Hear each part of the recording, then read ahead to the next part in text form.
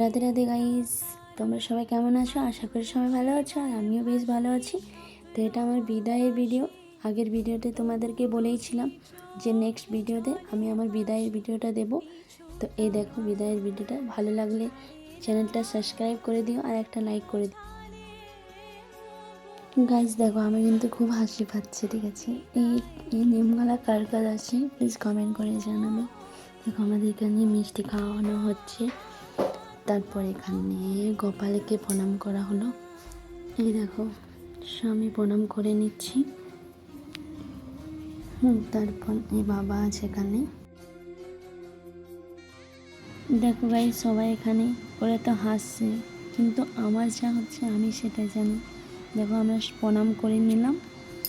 তারপর দেখো এটা জেঠু, সবাই এখানে আছে, আমার ফ্রেন্ডগুলো এসেছে।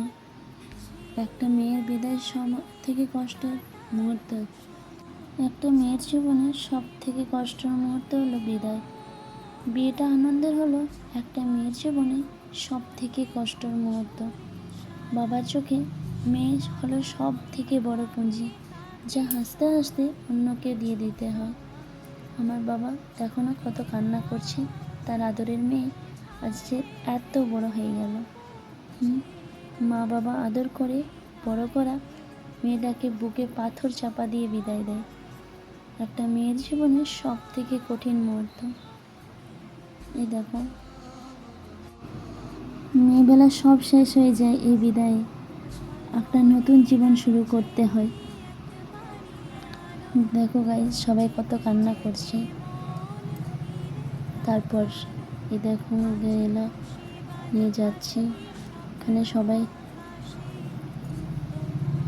পরিবারকে ছেড়ে যাওয়া যে কতটা কষ্ট, সেটা একটা মেয়ে বিদায় না হলে কখনোই বুঝতে পারবে না। সত্যি জানি না কেন মেয়েকে বিদায় দিতে হয়। মা বাবার আদরের করা বড় মেয়েকে বুকে পাথর চাপা দিয়ে বিদায় দিয়ে দিতে হয়। একটা মেয়ের জীবনের সব থেকে কঠিন মুহূর্ত। সত্যি গাইস।